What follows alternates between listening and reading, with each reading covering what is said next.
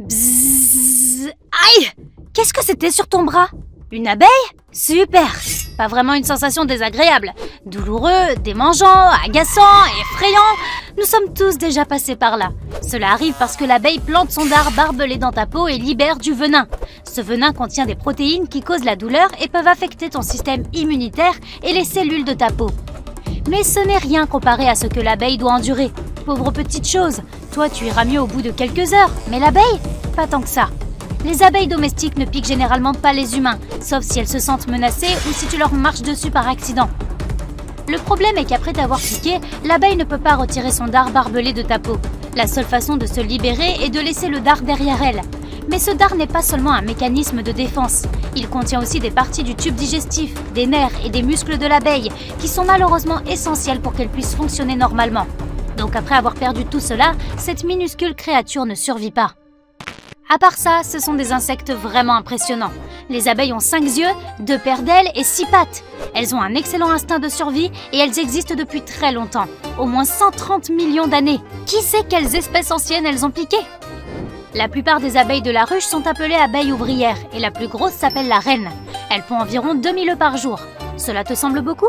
Eh bien, sache qu'une ruche moyenne contient 50 000 abeilles et elles s'éteignent toutes après une seule piqûre. Se faire piquer ne semble pas si grave si tu n'as qu'une seule abeille sur le bras. Imagine si tu avais toute la ruche. On pourrait croire que les abeilles ne font que voler sans but ou qu'elles se fient à leur vision pour décider où elles vont. Mais ces insectes sont plutôt organisés et s'appuient sur un système de transport super complexe. Imagine que tu planifies un voyage à travers le pays, sauf que cette fois, il n'y a pas de route. Et dire que certains ne peuvent même pas aller à la salle de sport sans GPS ou sans s'arrêter au fast-food sur le chemin du retour. Les abeilles sont bien plus disciplinées que nous. Elles utilisent des couloirs aériens spéciaux. Il s'agit d'une série de chemins d'insectes que les abeilles ont tendance à suivre à travers les villes humaines ou la campagne. Ces chemins relient entre elles toutes les zones sauvages existantes, un peu comme un réseau ferroviaire pour abeilles. Une abeille vraiment particulière est le bourdon terrestre. Il a un corps de forme ovale, recouvert de poils denses et un cerveau de la taille d'une graine de pavot. Au vu de sa taille, c'est vraiment impressionnant. À quel point est-il intelligent ? Des scientifiques ont fait une expérience où ils ont entraîné un groupe d'entre eux à jouer au foot des abeilles. Ils ont même appris à marquer un but en échange d'une friandise sucrée. Incroyable! Ces mêmes bourdons ont une autre capacité étonnante. Ils utilisent leurs empreintes olfactives pour distinguer les odeurs des étrangers de leurs propres cousins bourdons. Et peuvent même reconnaître leur propre odeur. Et puis, il y a la reine des abeilles. Elle est unique dans sa colonie et sa tâche principale est de pondre des œufs. Les gens pensent souvent que la reine est là pour dire à toutes les autres abeilles exactement ce qu'elles doivent faire. En fait, pas vraiment. Elle a une certaine influence, mais même sans elle, la ruche fonctionne plutôt bien. Chaque abeille a une mission et connaît ses fonctions et ses tâches quotidiennes grâce à son instinct et aux signaux chimiques qu'elle détecte et utilise. Donc personne n'a besoin de lui dire comment se comporter. Ces signaux chimiques sont leur façon de communiquer et elles savent comment les activer. Elles agitent leur corps selon des angles spécifiques pendant un certain temps. C'est comme ça qu'elles s'envoient des messages. Si quelque chose arrive à la reine des abeilles et qu'elle ne survit pas, les abeilles ouvrières en créent une nouvelle. Et oui, elles n'en cherchent pas une autre, mais en élèvent tout simplement une nouvelle. Elles choisissent une jeune larve et donnent à sa future majesté un aliment spécial appelé la gelée royale. Cette larve chanceuse peut maintenant devenir la nouvelle reine. Les abeilles sont rapides, elles battent leurs ailes presque 200 fois par seconde. Ces 8 pompes que tu peux faire en 1 minute ne semblent plus si impressionnantes. Chaque abeille produit environ 1 cuillère à café de miel au cours de sa vie. Pour produire 500 grammes de miel, les abeilles doivent voler l'équivalent d'un tour complet du globe. Ces animaux travailleurs effectuent environ 100 millions de voyages vers environ 2 millions de fleurs pour récolter assez de nectar pour ces 500 grammes de miel. Les abeilles dorment 5 à 8 heures par jour et tout comme nous, elles se reposent la nuit. Leur cerveau est très actif lorsqu'elles se reposent. Certains scientifiques pensent même qu'elles pourraient rêver tout comme nous. Quand l'hiver arrive, beaucoup d'insectes remplacent leur eau corporelle par un composé chimique spécial appelé glycérol. C'est une sorte d'antigel naturel qui les aide à rester en vie à basse température. Quant aux abeilles, elles se blottissent les unes contre les autres dans la ruche pour rester bien au chaud. Bon, assez parlé des abeilles. Faisons le tour du royaume des animaux à la recherche de faits insolites. Les chauves-souris pourraient manger 1000 insectes par heure si elles avaient une faim de loup. Elles sont les seuls mammifères qui puissent voler et les os de leurs pattes sont si fins que la plupart d'entre elles ne peuvent même pas marcher. La plupart des insectes n'ont pas d'oreilles sur la tête, ils en ont plutôt sur tout le corps. Les escargots peuvent dormir pendant 3 ans sans se réveiller. Les limaces ont 4 nez, alors elles feraient mieux d'éviter ces punaises puantes. Les papillons goûtent les choses avec leurs pattes et ne se nourrissent que de liquide. Ils ont le sang froid, donc s'il fait moins de 13 degrés, ils ne peuvent pas voler, chercher de la nourriture, ni s'échapper d'une situation délicate. Leur principale tactique de défense est le camouflage, qui fonctionne plutôt bien jusqu'à ce qu'il fasse froid. La stratégie opposée est d'avoir des motifs vibrants et colorés, qui permettent à tout le monde de savoir où ils sont. Les insectes bariolés sont souvent toxiques, si bien que les oiseaux et les insectes plus gros ont tendance à les laisser tranquilles. Les guêpes reconnaissent leurs proches en identifiant leurs motifs faciaux uniques. Les fourmis n'ont pas de poumons, à la place, elles respirent par de petits trous répartis sur tout leur corps. De plus, elles ne dorment presque jamais, mais elles adorent faire la sieste. Les fourmis sont incroyablement fortes et peuvent porter plus de 50 fois leur propre poids. Si tu étais aussi costaud, tu serais capable de porter un éléphant adulte, comme s'il te marchait sur l'orteil et que tu voulais le faire dégager. Pour chaque humain, il y a plus d'1 million de fourmis et plus de 200 millions d'insectes. Heureusement, ils sont plus petits que nous. S'ils ne l'étaient pas, nous serions les fourmis. Le responsable de la faune d'un aéroport peut escorter un chevreuil hors des limites de l'aérodrome. Il peut éloigner une famille de canards du bassin de l'aéroport. Il peut même faire fuir les ratons laveurs qui se cachent dans les bâtiments du terminal. Mais ce qu'il ne peut pas faire, c'est s'occuper des abeilles. En août 2012, des milliers d'abeilles ont investi la carlingue d'un avion de la compagnie Delta en partance pour New York. Cela s'est produit alors que l'équipage se préparait à faire le plein de l'avion et à charger les bagages. Il était temps pour le maître apiculteur Stephen Repaski d'entrer en jeu. À ce moment-là, c'était déjà le 4e essaim auquel l'aéroport avait dû faire face au cours des derniers mois. Et lorsqu'en mai 2012, plus de 15 000 abeilles avaient recouvert un feu de signalisation sur la voie de circulation C, cela avait provoqué un sérieux retard. C'est alors que le responsable de la faune de l'aéroport a commencé à chercher sur Google les apiculteurs des environs. Par chance, il est tombé sur M. Repaski, qui a ensuite été employé comme prestataire de service. À l'intérieur des cheminées, sur les branches d'arbres, dans les garages, sur les poutres de soutien dans les greniers, on peut trouver leur nid partout dans la maison. Non seulement elles vont gâcher ton pique-nique et salir ta nourriture, ou essayer de te piquer si tu les mets en colère, mais elles chercheront des endroits abrités dans ton jardin pour construire leur nid. Le plus souvent, le plafond de l'abri extérieur couvert. Le principal pour elles est de trouver un endroit qui peut supporter le poids de leur maison et de toute leur communauté. C'est en tout cas ce qu'aiment faire les guêpes à papier, l'une des 30 000 espèces différentes de guêpes. Tu peux les reconnaître à la façon dont elles construisent leur nid. La reine commence à construire la première structure toute seule et les mâles la complètent ensuite. Si tu vois un grand groupe de guêpes volant dans une direction, suis-les. Elles quittent leur nid plusieurs fois par jour pour aller chercher de la nourriture, mais elles reviennent pour s'occuper des jeunes et de leur reine. De plus, elles bourdonnent assez fort pendant qu'elles construisent leur nid. Alors... oh, le voilà! Regardons de plus près leur nid et découvrons ce qu'il y a à l'intérieur. Les nids sont le plus souvent en forme de parapluie, faits d'une matière ressemblant à du papier gris. Les guêpes les construisent avec de la pulpe ou de la salive. Leurs nids peuvent être très grands. Le plus grand nid de guêpes trouvé faisait 5,5 mètres de large et 3,7 mètres de long. Les guêpes à papier construisent des nids plus petits, tandis que les frelons, une autre espèce de guêpe, en créent de plus grands en forme de ballon de football. La partie extérieure est la plus dure. Les cellules y sont plus larges et plus denses. La racine est la fondation sur laquelle tout le nid est construit. À l'intérieur, tu peux voir des cellules. C'est là que se trouvent les larves. Les guêpes sont semblables aux papillons, en ce sens qu'elles font partie d'un groupe spécial d'insectes qui subissent une métamorphose, un processus au cours duquel le corps d'un animal change pour devenir adulte.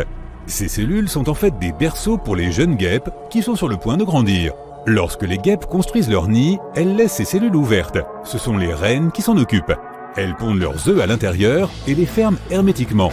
Les cellules ressemblent à des cylindres creux formant une sorte d'hexagone qui contient les autres cellules. À l'intérieur du nid, tout est compact, de sorte que beaucoup de ces cellules peuvent tenir dans un espace très restreint, tout en ayant une structure incroyablement solide. Les cellules sont à la fois la crèche et le cocon. Leur taille est suffisamment grande pour accueillir la larve ainsi que ses colocataires.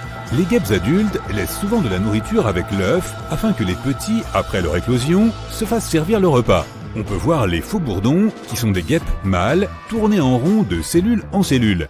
Ils s'assurent que tout va bien et que chaque larve a suffisamment de nourriture. Les nids doivent être à une température stable avec une forte humidité pour les larves. C'est pourquoi les guêpes travaillent dur pour isoler le nid. Ces nids ont généralement des dômes construits avec des matériaux végétaux, de la salive ou du papier. La guêpe se promène partout à la recherche du matériau approprié. Lorsqu'elle trouve du bois, elle le mâche et le mélange avec de la salive. De cette façon, la guêpe fabrique de la colle forte et la dépose en fines couches.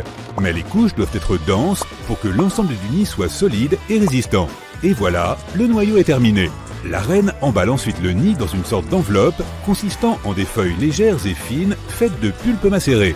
Cette enveloppe protège les cellules à l'intérieur et limite l'entrée afin qu'on ne puisse rentrer que par un seul petit trou. De cette façon, elles peuvent facilement maintenir l'humidité et la température interne. Si tu cherches du miel, tu ne toques pas à la bonne porte. Ce sont les abeilles qui en fabriquent, pas les guêpes. Elles ont toutes deux un corps noir et jaune, bien que les guêpes existent dans de nombreuses couleurs différentes comme le bleu, l'orange, le vert, le rouge. Les guêpes et les abeilles ont presque la même taille, mais les abeilles sont légèrement plus grosses et ont plus de poils, tandis que les guêpes sont plus fines et plus lisses. Elles ont aussi cette fameuse taille de guêpe, que leur confère leur pétiole étroit. Toutes deux pollinisent les fleurs, même si les guêpes le font un peu moins que les abeilles, car elles n'ont pas autant de poils fins sur leur corps, ce qui empêche le pollen de s'y coller. Les abeilles exploitent le nectar pour produire du miel, qui est la nourriture de leurs larves. Les guêpes sont beaucoup plus agressives. Elles mangent de la viande, ce qui signifie qu'elles apportent d'autres insectes, ou ce qu'il en reste, pour leurs petits. Les guêpes s'identifient entre elles par leur odeur, mais aussi, comme nous, par des motifs faciaux uniques. Elles sont le premier cas où les scientifiques ont découvert des espèces animales identifiant les visages comme le font les humains. Les reines reconnaissent les autres reines et elles se battent constamment pour établir une hiérarchie dans la colonie. Cela signifie que chaque guêpe sait qui est chargé du travail ou de la distribution de nourriture et qui est là pour amener de nouvelles larves dans ce monde. Les guêpes ont une vie sociale riche. Elles doivent donc mémoriser de nombreux visages et aussi distinguer les guêpes qui vivent dans leur nid de celles qui n'y vivent pas. Les guêpes sont utiles pour les humains car elles mangent les insectes et contrôlent ainsi la population de parasites qui détruisent leur culture. Les guêpes font énormément d'efforts pour construire leur nid et pourtant, ceci ne dure que tant qu'il fait chaud dehors. Elles commencent à le construire dès le printemps et y vivent jusqu'à l'automne. Les guêpes ouvrières ne survivent pas aux hivers rigoureux. Seules certaines reines y parviennent car elles ont quelque chose de semblable à de l'antigel dans le sang et elles sont chargées de créer une nouvelle vie pour le nouveau nid l'année suivante. Lorsqu'une colonie de guêpes a disparu, d'autres espèces utilisent leur nid, comme les cirfes. Elles ressemblent aux guêpes, mais elles survivent à l'hiver. Tout comme les reines des guêpes, les cirfes hibernent dans des endroits abrités avec une température agréable, si bien que les nids de guêpes abandonnés sont très adaptés. Les frelons viennent même dans les nids lorsque les guêpes sont encore là et se nourrissent de débris. Et ils ne se font même pas piquer. Seules les guêpes femelles peuvent piquer et elles le font pour se défendre. Une guêpe reine peut vivre jusqu'à 1 an, tandis que les guêpes ouvrières vivent jusqu'à 22 jours. Les colonies de guêpes à papier sont généralement petites. Elles comptent 100 à 200 cellules et jusqu'à 100 adultes. Certains nids plus grands ont 400 cellules. Les guêpes jaunes, quant à elles, construisent de super nids dont il vaut mieux se tenir éloigné. Ils comptent en effet jusqu'à 15 000 guêpes ouvrières. Ne regarde pas sous la voûte des arbres ou à l'extérieur de la maison pour trouver leur nid. Cherche plutôt dans les murs ou au sol pour ne pas les piétiner, car elles construisent des nids souterrains. Même si elles sont plus petites que les autres espèces de guêpes, elles sont beaucoup plus agressives. Les guêpes jaunes ont de forts instincts lorsqu'il s'agit de protéger les nids. Alors elles se fâcheront si tu violes leur tranquillité et elles essaieront de te piquer plusieurs fois. Contrairement aux abeilles qui ne peuvent piquer qu'une fois, les guêpes peuvent le faire plusieurs fois. Bzzz. Le bruit que tu entends quand des abeilles bourdonnent autour de toi ne provient pas de leur bouche. Il est produit par le rapide battement de leurs ailes. Lorsqu'elles volent, leurs ailes produisent des vibrations que l'oreille humaine reconnaît comme un bourdonnement. Ce bourdonnement est particulièrement fort lorsqu'il s'agit de petits insectes. Les abeilles plus grosses ont des battements d'ailes plus lents, ce qui signifie que le bruit du bourdonnement est plus faible. Les insectes bourdonnent pour récupérer le pollen d'une fleur en bougeant leur corps et leurs ailes. Le pollen s'attache ensuite à l'abeille et cette dernière vole vers la fleur suivante pour l'y déposer. Ce processus s'appelle la pollinisation. Tu entendras aussi les abeilles bourdonner lorsqu'elles protègent leur ruche ou qu'elles se défendent, surtout si tu t'approches trop près d'une abeille dans son habitat naturel. Ce bourdonnement est comme une sorte d'avertissement pour t'éloigner ou te préparer à affronter l'abeille en colère. Aïe, tu t'es fait piquer. Et si, aïe, tu te refais piquer. Alors ce n'est pas une abeille à miel. Une abeille ne peut piquer qu'une seule fois. Lorsqu'elle le fait, tu peux voir son petit dard qui dépasse de ta peau. Une fois que c'est fait, l'abeille ne peut plus retirer le dard. Comme le dard a des nerfs, des muscles et fait partie du tube digestif de l'abeille, celle-ci ne survit pas. Les guêpes jaunes sont un type de guêpe qui n'a pas ce problème. Elles te piqueront plusieurs fois, autant que possible. Contrairement à de nombreuses abeilles, les guêpes ont un dard sans crochet. Ce n'est pas amusant de se retrouver entouré par celles-ci ou de tomber sur leur nid, qui abrite des milliers de guêpes, jusqu'à 50 000 en un seul été. Elles ne produisent pas non plus le bruit de bourdonnement comme les abeilles. Cela est dû à des différences dans leur comportement. Les bourdons et les abeilles volent d'une fleur à l'autre et récoltent du pollen et du nectar, qui sont aussi de la nourriture pour les colonies.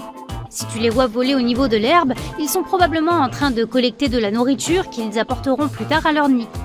Les guêpes ne sont pas très portées sur les fleurs, elles n'ont donc pas besoin de secouer leurs ailes aussi intensément que les abeilles, et elles ne transfèrent ni ne collectent le pollen. Ces guêpes sont des prédateurs qui préfèrent les araignées, les insectes et les fruits en décomposition. Si tu fais un pique-nique avec un panier rempli d'aliments savoureux, prépare-toi à une visite indésirable, alors couvre la nourriture pour les éloigner. Leur période la plus active se situe à la fin de l'été et au début de l'automne. Les guêpes fondent leur colonie au printemps et cette tâche revient à la seule reine. Elle doit d'abord survivre aux rudes conditions hivernales, après quoi elle pond des œufs. La colonie grandit ensuite tout au long du printemps et de l'été. Quand l'hiver arrive, l'ancienne reine a fini son travail, elle peut donc passer la couronne à la nouvelle qui commencera le cycle suivant. Aucune des autres guêpes ne survit non plus.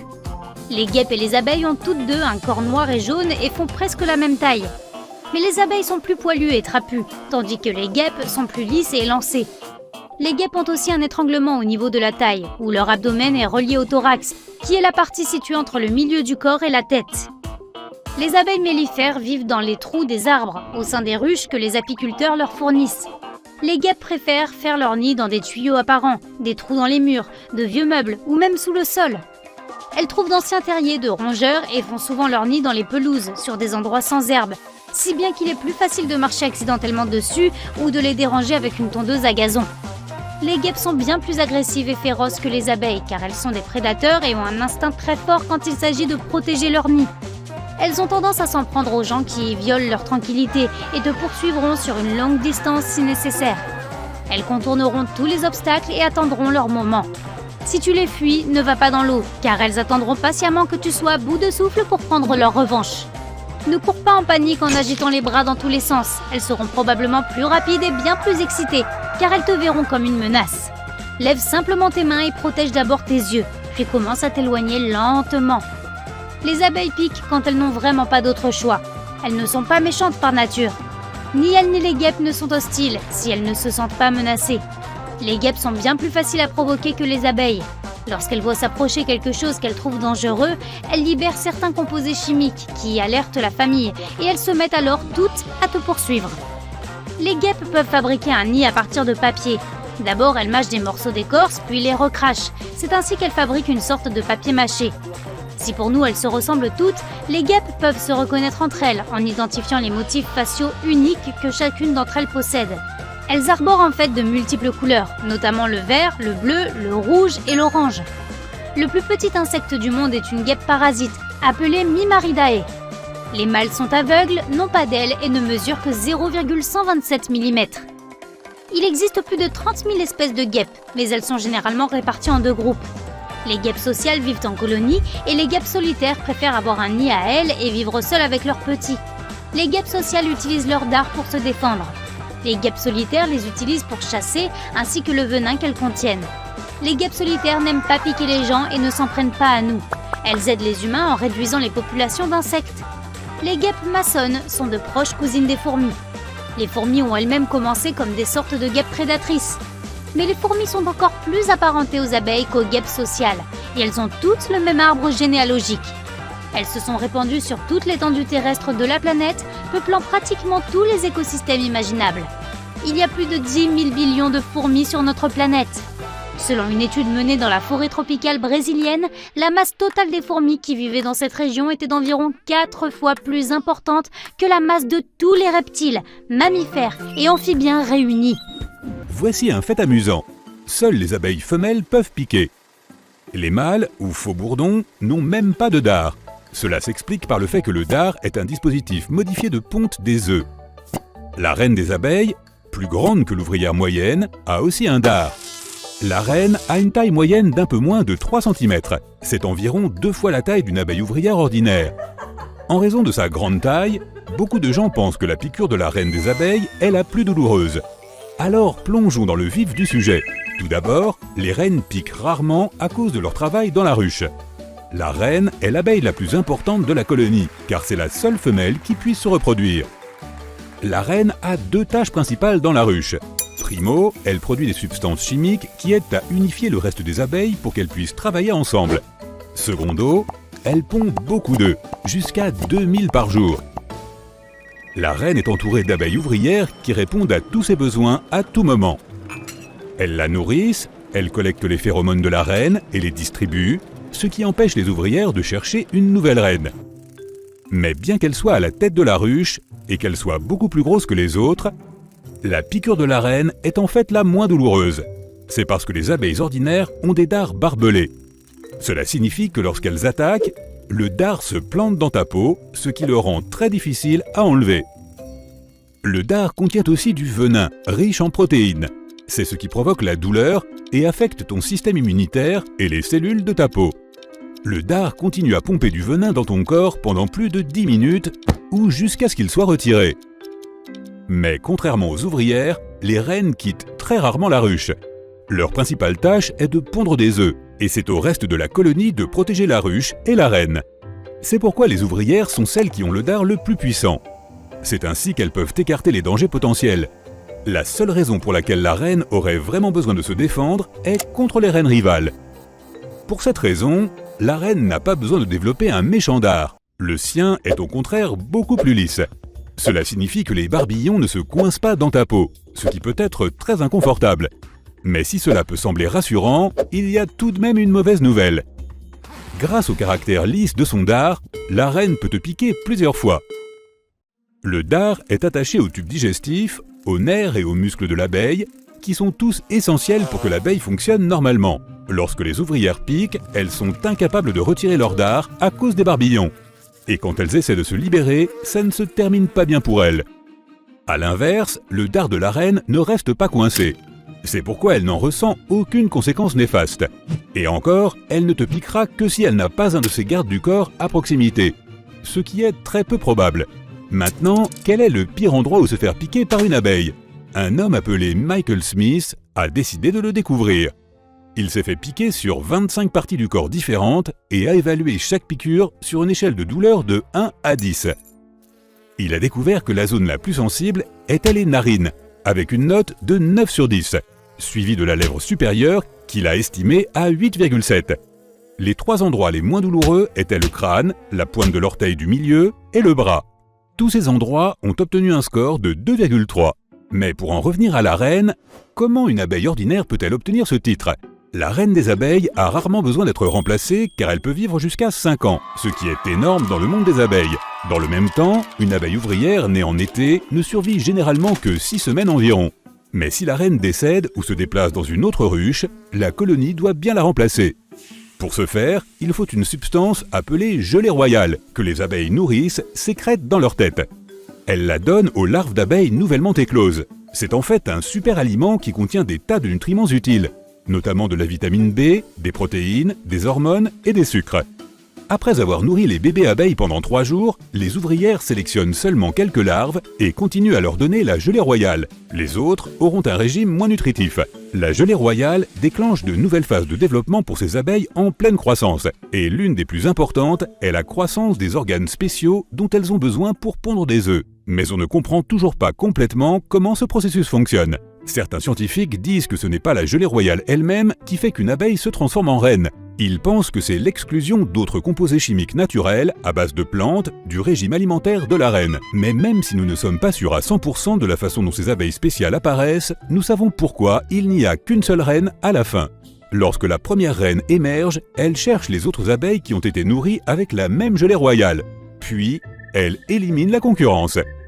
Si plusieurs reines émergent en même temps, il est temps de préparer le popcorn. Elles vont s'affronter dans un combat épique jusqu'à ce qu'il n'en reste plus qu'une. Et c'est ainsi que les abeilles obtiennent leur reine. Les autres abeilles de la ruche ont aussi des tâches importantes. Elles doivent notamment chercher de la nourriture, s'occuper des jeunes larves et construire des rayons de miel. Les faux bourdons, ou abeilles mâles, ont un travail simple et unique. Ils s'accouplent avec la reine. Et quand ils n'essaient pas de s'accoupler, ils puisent dans les réserves de miel et ne font à peu près rien. Les abeilles femelles, ou abeilles ouvrières, font tout le reste. Elles gardent la ruche propre, s'occupent des larves, s'occupent de la reine, stockent le miel, construisent les alvéoles, butinent, gardent le nid, pollinisent et nourrissent même les abeilles mâles.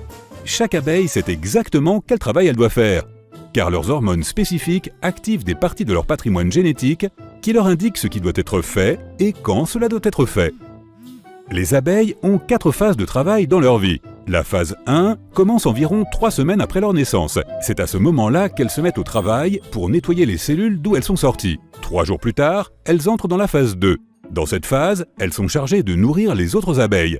Cela dure environ 1 semaine. Ensuite, elles entrent dans la phase 3. Elles s'éloignent davantage du centre de la ruche et deviennent des aides polyvalentes. Elles construisent les rayons de miel et gardent l'entrée de la ruche. Cette période dure également environ 1 semaine. Après cela, elles entrent dans la 4e et dernière phase, la phase de butinage. C'est certainement la partie la plus dangereuse de la vie de nos amies à rayures. C'est là qu'elles quittent la ruche, cherchent du pollen, le rapportent à la maison et nourrissent la colonie. Elles laissent également une empreinte malodorante sur les fleurs qu'elles touchent lorsqu'elles collectent le pollen. Ainsi, elles peuvent savoir si leurs cousines sont passées par là ou si c'est une étrangère. Parfois, elles découvrent même leurs propres empreintes. Les abeilles sont apparues sur Terre il y a 130 millions d'années et elles ont survécu aux dinosaures. Ce qui leur a permis de survivre si longtemps, c'est la structure incroyablement complexe de leur société et le travail d'équipe. Chaque abeille a son propre rôle et sa propre responsabilité. Certaines d'entre elles construisent et réparent leur foyer. D'autres abeilles le protègent, d'autres encore nettoient la ruche et vont chercher de la nourriture. Mais si tu pouvais te faufiler dans une ruche et comprendre comment tout ce système fonctionne, que verrais-tu à l'intérieur ? Pour une raison mystérieuse, tu arrives facilement à passer au travers des gardes. Mais si tu étais une abeille d'une autre colonie, ils ne te laisseraient pas entrer sans se battre. Les abeilles de garde ont l'air plutôt intimidantes. Elles se tiennent sur leurs 4 pattes arrière à l'entrée de la ruche et leurs pattes avant sont levées en l'air. Ces abeilles inspectent chaque insecte qui entre dans la ruche avec leurs antennes et leurs pattes avant. Chaque ruche a sa propre odeur et les gardiennes peuvent savoir si une abeille appartient à leur colonie rien qu'en la sentant. Seules les abeilles qui vivent dans la ruche peuvent y pénétrer. Soudain, tu vois quelque chose d'étrange. Une des abeilles gardiennes a détecté un intrus. Une abeille étrangère a dû essayer par erreur d'entrer dans la mauvaise ruche. Mais elle porte une charge de nectar, et le gardien la laisse entrer. Apparemment, ça ne les dérange pas d'accepter des cadeaux de nourriture gratuits, même de la part d'étrangers. Tu es trop curieux pour rester là plus longtemps. La ruche n'a qu'une seule entrée. Tu remarques que les murs qui l'entourent ont un aspect étrange. En regardant de plus près, tu comprends qu'ils sont recouverts d'une fine couche d'une substance inconnue. C'est de la propolis, une résine végétale endurcie produite par les abeilles. Elle aide à combattre les infections et à guérir différents problèmes de santé. Un peu plus loin, tu peux voir d'innombrables nids d'abeilles. Ce sont pleins de cellules hexagonales faites de cire d'abeille. Les abeilles les utilisent pour stocker la nourriture, pollen et miel. C'est aussi là qu'elles gardent les œufs, les larves et les nymphes. Les alvéoles sont fixées aux parois de la ruche. Elles s'étendent de haut en bas et sont même fixées sur les parois. Mais on distingue des passages étroits le long des bords des alvéoles. Les abeilles les utilisent pour se déplacer à travers la ruche. Tu devrais aussi pouvoir te faufiler dans l'un de ces tunnels. Après avoir exploré l'endroit, tu découvres que les abeilles stockent le miel dans la partie supérieure de la ruche. En dessous, il y a des cellules qui contiennent du pollen. Ensuite, il y a des cellules utilisées pour conserver les œufs des futures abeilles ouvrières. Et tout en bas, il y a les œufs de faux bourdons. Bien sûr, ton objectif est de voir la reine des abeilles, mais ce n'est pas si facile de la trouver. D'abord, tu rencontres plein d'autres abeilles. La plupart d'entre elles sont des ouvrières. Elles constituent la plus grande partie de la population de la ruche, et ce sont toutes des femelles. Chacune d'entre elles a sa propre tâche. La plus commune d'entre elles est le butinage. Tu aperçois une abeille qui quitte la ruche et tu décides de la suivre. La reine peut attendre un peu, tu veux voir comment les abeilles fournissent de la nourriture à la ruche. L'abeille bourdonne devant toi. Après avoir visité quelques fleurs, elle se met soudain à s'agiter en faisant du surplace. Ah, c'est la fameuse danse des abeilles. C'est ainsi que les abeilles communiquent. Une fois qu'une butineuse a trouvé une source parfaite de nectar, elle commence à exécuter une danse très précise. Elle consiste en une série de lignes droites et de chiffres en 8. Tout au long de la danse, l'abeille secoue également ses ailes. La durée de la danse indique à quelle distance de la ruche se trouve le nectar. Toutes les 75 millisecondes représentent une distance de près de 100 mètres supplémentaires. L'intensité de la danse dépend de la richesse de la source de nectar. Plus le mouvement est intense, plus l'abeille a trouvé une bonne source. Et il y a aussi l'angle de la danse. Il montre la direction du nectar par rapport au soleil. Ton abeille doit avoir trouvé des tonnes de nectar. Elle vibre pratiquement. Soudain, elle commence à voler vers la ruche. Tu la suis. Là-bas, l'abeille fait une danse agitée devant les autres abeilles ouvrières. C'est ainsi qu'elle indique aux autres qu'elles doivent aller butiner tout de suite. Tu décides de rester derrière et de regarder ce qui va se passer. Bientôt, les abeilles reviennent. Elles ont rapporté beaucoup de nectar qui doit être transformé en miel.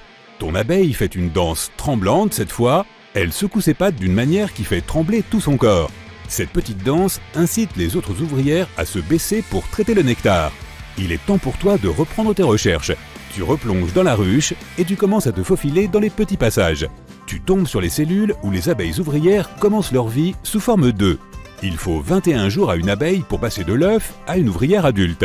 La première tâche de cette nouvelle ouvrière est de nettoyer la cellule où elle a grandi. La cellule devient alors une pépinière pour un nouvel œuf, et l'abeille s'occupe de cet œuf. Plus tard, elle nourrit la larve et la garde au chaud. Au cours de la phase suivante de sa vie, lorsqu'elle est âgée de 12 à 20 jours, l'abeille commence à effectuer des tâches autour de la ruche. Elle produit de la cire, stocke le pollen et le nectar, construit la ruche, garde l'entrée et ainsi de suite. Lorsque l'abeille atteint l'âge de 20 jours, elle devient une butineuse. Elle cherche et livre du pollen, du nectar et de la résine d'arbre pour fabriquer de la propolis. L'abeille apporte également de l'eau. Les abeilles en ont besoin pour boire et refroidir la ruche. À un moment donné, tu vois quelque chose qui ressemble à une chambre d'hôpital. Là, des abeilles ouvrières s'occupent de ceux qui ne se sentent pas bien. Les médecins leur apportent différents types de miel en fonction de leurs problèmes. S'il n'y a pas d'autre moyen, elles sortent une abeille malade de la ruche. Cela permet d'éviter que toute la colonie ne tombe malade. Et puis il y a aussi les abeilles qui contrôlent la température. La température dans la ruche est généralement d'environ 35 degrés Celsius. Il est crucial de la garder ainsi, ni plus chaude ni plus froide. Sinon, les œufs ne vont pas éclore. Tu vois un groupe d'abeilles et tu comprends instantanément que ce sont des abeilles à température. Apparemment, la température de la ruche a baissé et maintenant, elles essaient de la réchauffer. Elles vibrent d'une manière spéciale, ce qui augmente leur température corporelle. Et tu peux sentir l'air autour de toi devenir un peu plus chaud. Si elles avaient besoin de refroidir la ruche, elles iraient chercher des gouttes d'eau. Puis elles apporteraient cette eau sur leur dos. Une fois dans la ruche, elles feraient battre leurs ailes très vite, ce qui ferait s'évaporer l'eau et baisser la température.